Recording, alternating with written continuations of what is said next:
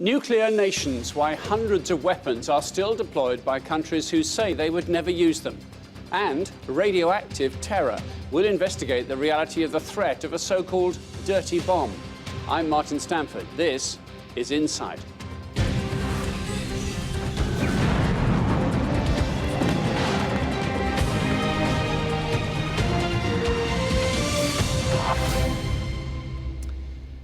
Welcome to Insight. At the height of the Cold War, the United States and Soviet Union had 15,000 nuclear missiles ready to launch across the globe. It was the ultimate in mutually assured destruction, the arms race that many historians argue actually prevented war. When the USSR crumbled, America withdrew most of its weapons from NATO nations across Europe. But despite questions over their value in a world with a new type of threat to national security, hundreds of warheads do still remain. Insight's Dana Lewis has been investigating. NATO forces have been beefing up troop numbers in the Baltics, sending warplanes to reassure frontline states with Russia they are shielded by the alliance. There is an uneasy quiet amongst NATO states. But for the moment, imagine. President Putin gave the order for Russian forces to advance into Europe. A nightmare scenario for NATO and specifically the United States, which has pledged to defend NATO states. What would be the response? Suddenly, weapons most people don't even know exist in Europe could be deployed. If NATO countries were attacked by a large force, and well, presumably it would have been Soviet Union in the past, presumably Russia today, and the forces were overcoming NATO's conventional forces, then nuclear weapons could conceivably be used. Classification: the tactical B-61 thermonuclear bomb. Delivery: attack aircraft traveling at supersonic speeds. Yield: each bomb has a 170 kiloton warhead, 12 times bigger than the Hiroshima bomb. There are up to 200 B-61s. The precise number is classified. They are guarded by U.S. forces at bases in 5 European countries: Germany, Italy, the Netherlands, Belgium, and Turkey. But that's a dramatically reduced number from the days of the Cold War. In 1991, there was what was called the Presidential Nuclear Directive, which declared that the number of tactical nuclear weapons, which numbered tens of thousands within Europe, were to be dropped dramatically in a unilateral measure. And this was George Bush Sr. And President Gorbachev did a similar thing on the other side, but it wasn't multilaterally agreed. The numbers went down dramatically, but they still kept a rump of tactical nuclear weapons, both as a symbol to the Allies, principally as a symbol to the Allies that the Americans were not withdrawing from Europe completely. And so the bombs have remained locked in bunkers guarded by American forces on European NATO bases. And except for this video game called Arma 3, as in Armageddon, no one took much notice they were there. That is, until this happened. As the attempted coup unraveled in Turkey, revelations that Turkish planes from Incirlik had carried out bombing raids. Power was cut to the Incirlik air base. The Turkish commander of the base was later placed under arrest. There were 50 to 90 B-61s under American guard in Incirlik, and it raises serious security questions. You wrote that the U.S. would be negligent to not review whether those weapons should remain in Turkey now. Absolutely, and I'm sure that the people in charge of security for the weapons are reviewing all the options and preparing a withdrawal case. They would have to be. This Vulcan bomber was designed to deliver nuclear weapons to target in the event of a Cold War conflict. It's a museum piece now, but what's incredible, in the case of Incirlik Air Base, there are no aircraft currently equipped in the Turkish Air Force to deliver nuclear weapons even if there was a war. Nor are there any pilots in that Air Force that have been trained to do just that.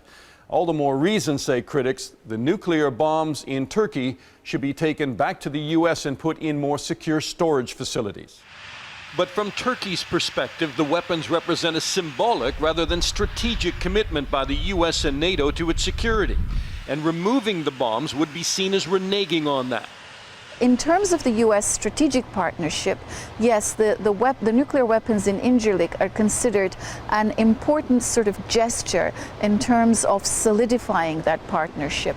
But in terms of Turkish security, I doubt if they mean so much for the whole security of Turkey. And the U.S. has just over 1,500 nuclear warheads on ballistic missiles, which can reach anywhere on the globe in minutes. The B-61s provide more comfort to European allies than strategic value. The U.S. considers deployment of B-61 secret information. If they are to be removed, it will be done so with little fanfare, and we may not know what's happened for months. Observers note, taking these weapons out of Turkey or other bases in Europe might also send the wrong message about American resolve, especially at a time Russia is challenging NATO in Europe. I'm Dana Lewis, reporting for Insight. Well, to discuss that further, I'm joined by Cristina Varielli, who's a research analyst from the Royal United Services Institute for Defence Studies, a think tank here in London. Also by Francis Tusa, who's a defence journalist. And joining us by Skype is Mickey Kay, who's a foreign correspondent and retired senior British military officer.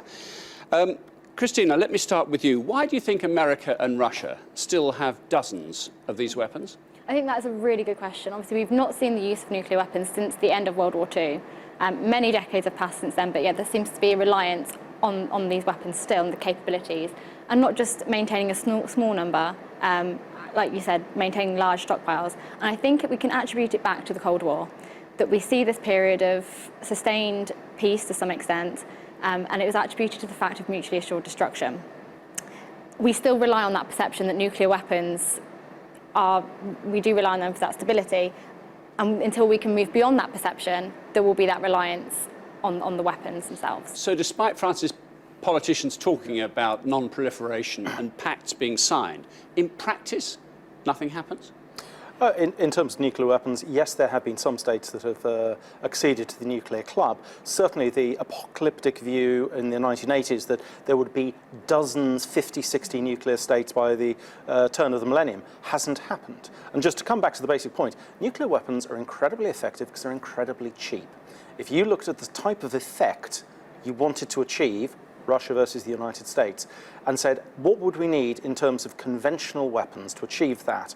It would have been measured in tens and tens of thousands of troops, hundreds of thousands and thousands of aircraft, whereas a couple of nukes, it's a pretty simple and very effective way of letting the other side know you're serious. They work. And I dealt with some of the East Germans and Soviet forces after the end of the Cold War.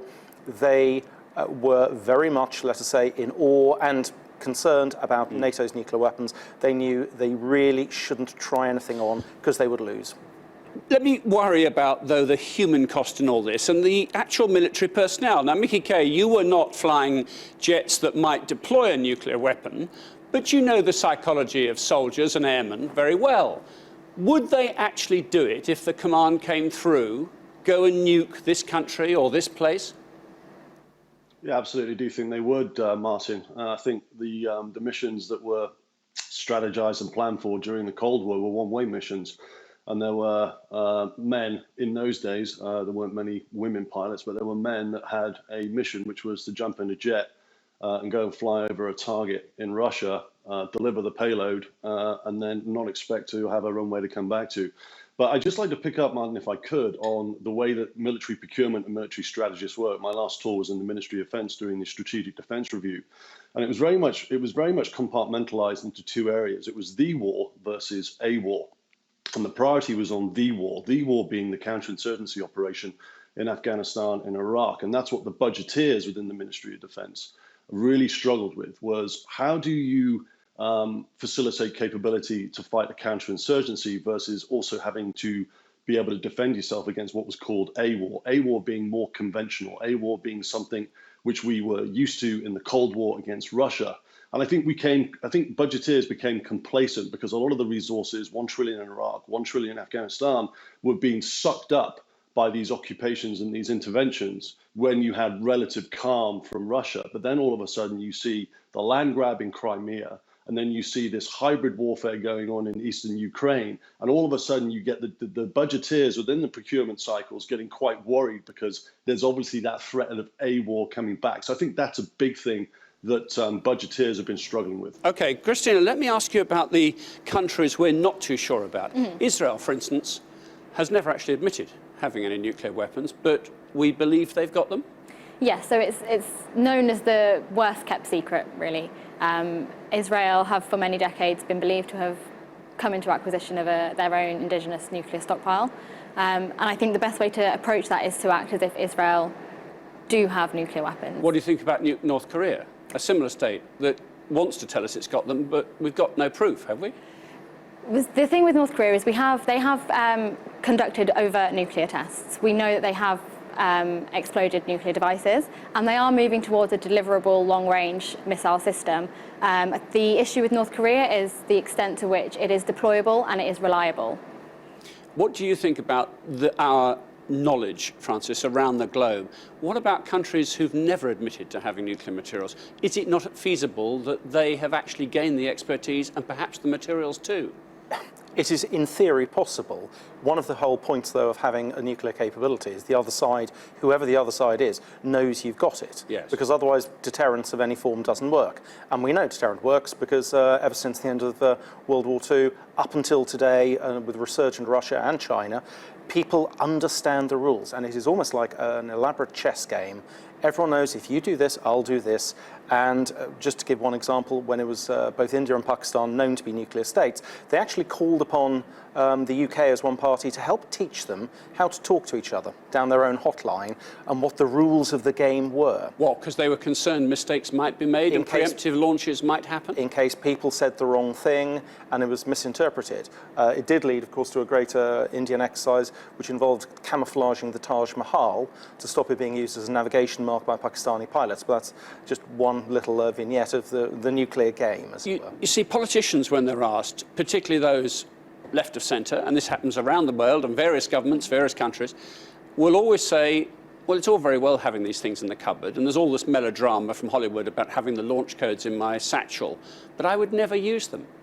So if this is a weapon that will never be deployed, what's the point of their continued existence? I think the key question there is it a risk you'd be willing to take? Just because, for example, the Jeremy Corbyns of the world say they would never press the button, can the opposition be 100% sure that that action would never actually be followed through? And you say left-wing. I think you'll find there are quite a lot of French socialist presidents who've been more than willing both to upgrade and say they will use the weapons. The fathers of British nuclear weapons were also from the Labour Party, left of centre. And I believe last time I sort of looked, the Russians and Chinese had a left of centre bent. So it's not quite that clear on the political spectrum that left equals non-use and right equals use. But the potential to use still hangs in the air as much in 2016 as it ever did, in your view? I think it's come back. One of the biggest problems, especially in Western Europe, people were in la-la land for the last 15 years that conventional warfare, state-on-state warfare, had gone. It had disappeared. And that is what the senior ranks in the British military, just for one, were saying. There was no chance of state-on-state warfare. It just wasn't true. And people were in a state of denial for 15 years. We have suddenly seen, I think Britain as one just is quite happy to ignore what happens in Asia because it's a long way away. But the fact that the Russians have come back, are they quite as threatening as they were, let us say, in the late 1980s, early 1990s? Probably not. But you'd be a fool, having seen what they've done in Ukraine and are doing around the Baltic states, to ignore their threat. And one of the key things for a disarmed Europe, which is what we are, is nuclear weapons. We're going to continue the conversation with an emphasis on the prospect of a dirty bomb with all three of my guests in Insight in just a couple of moments.